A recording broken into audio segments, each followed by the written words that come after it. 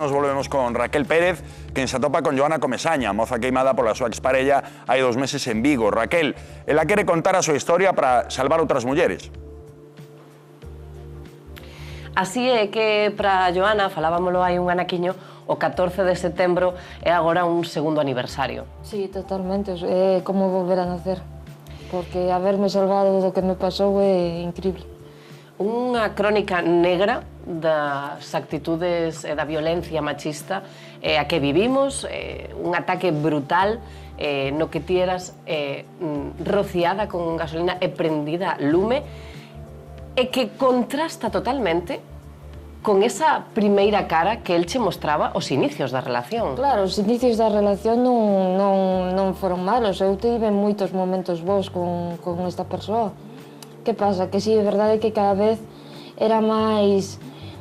Eu estaba cada 2 por 3, viñame de volta para a miña casa porque tiña problemas.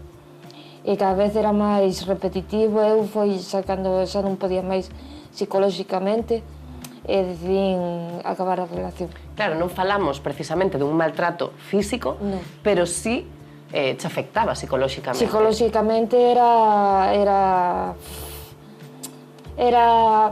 Por exemplo, episodios como de quero discutir, eu non entrar na discusión porque decir non vou entrar, estarme acizañando, pinchando, hasta facerme saltar de rabia ou facerme chorar de rabia, incluso falándome de cousas de familia miña ou cousas así.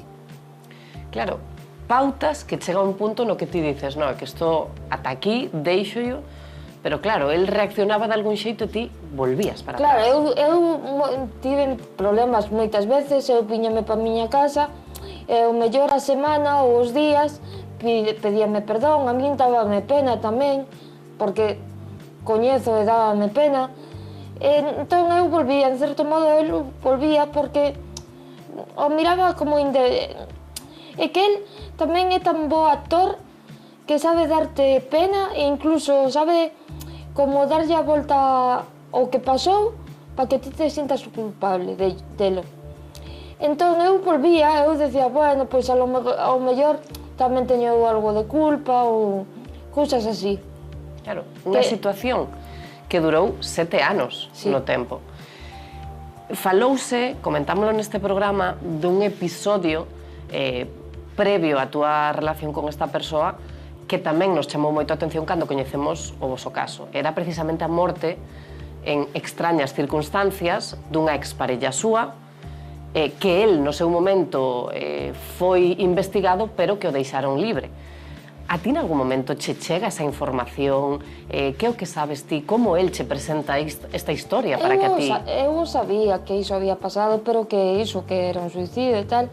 Eu as poucas veces, porque el deste tema tampouco hablaba moito, as poucas veces que falei con el, sempre me dixo iso, que fora un suicidio, e que senón que non se houvese cerrado non estaría el solto. Eu non poño en dúbida as probas científicas que xa hai, porque iso non é imposible de poñer en dúbida, pero que ao mellor a outra muller, eu non a coñeci ni nada, pero que psicolóxicamente non fose tan forte como son eu, e inducise o que certamente a desgastase psicolóxicamente, que por iso pudo facer o que fixo, pois sí que desconfío. Claro, falabas de que ti es forte psicolóxicamente, tamén es forte físicamente porque estás tendo un traballo de recuperación maravilloso que até os médicos quedan abraiados con como o estás facendo. Poden imaginar na casa o complicado que é sair dunha situación así, estálo facendo pouquiño a pouco, paso a paso. Como espertas ti dese coma inducido un mes despois? Que recordos che veñen á mente? Como é esa situación? Pois o primeiro, desubicada en tempo, en lugar, porque eu fun ao Cunqueiro nun principio. Eu cando despertei acercouse unha enfermera xunta miña, unha médica, e díxome, bos días, Joana, hoxe é tal día, que eu quedei un pouco xa dicindo, como? Estás en Povisa. Dixen eu, pero eu fun ao Cunqueiro. Me despertei e quería contestarlle. Nese momento tiña unha traqueotomía e xa me di conta que non podía falar. xa me explicaron que non podía falar e tal. Entonces, moi desconcertante.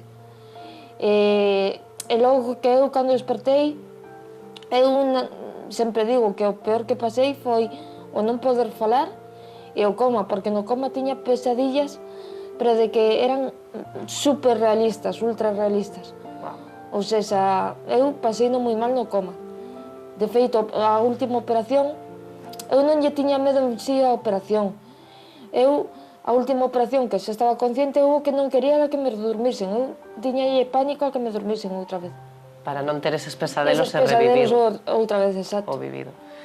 O que sí que creo que ti tamén quedaches un pouco en shock foi co apoio que sentiches, obviamente, da túa familia, que non se separou do teu lado, pero tamén de toda a xente que se mobilizou nese tempo no que ti estuveches hospitalizada. Sí, eu cando empecé a falar, o primeiro día non, o segundo non, pero o terceiro así preguntei a miña familia se salira algo no Faro. Xa me dixeron no Faro solo, sea increíble e tal. Non tiña meu teléfono tampouco ao principio. Sempre digo que o mellor hai momentos que non contesto o teléfono ou que vou contestando pouco a pouco. Sempre digo que máis ben é que desbloqueo o teléfono, miro tropecentas mensaxes e me crea certa ansiedade. Pero que agradezo moitísimo o apoio e que tanto miña nai como meus 3 irmáns foron fundamentales para que eu tamén tirase para diante. E non só miña nai e meus 3 irmáns, de máis familia, sobriños. E logo que teño tamén un gran séquito de amigos, digamos, que son máis que amigos, son personas vitamina que con eles 5 minutos se che olvida todo.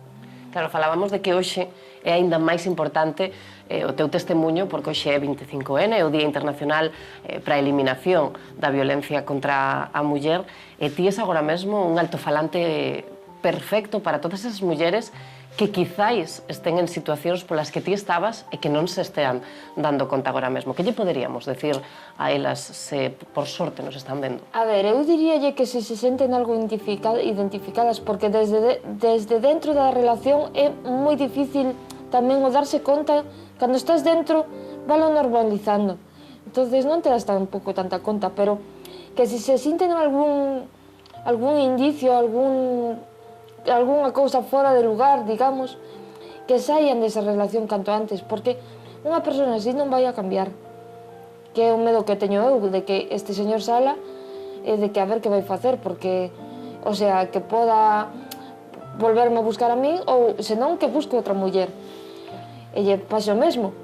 Pero eu diríalle iso, que o deixen, porque eu, desde que eu o deixei hasta que a mí me pasou esta agresión, foron 3 meses plenos de felicidade, ca miña familia, meu traballo, meus amigos, plenos. Eu, se de algo me arrepentí en ese tempo que hasta que me pasou o que me pasou, é que eu decía isto porque non o fixen antes, porque perdín anos de vida. Non fui tan feliz en 7 anos como en 3 meses. Eu creo que esta mensaxe, quizáis a que podamos transmitir, non? Que hai saída e que hai que estar vixiantes. Falabas precisamente desa preocupación. Eu sei que agora está a investigación aberta, está despendentes dun xuizo, dunha posible condea e de ver como se van poñendo as cousas no seu lugar.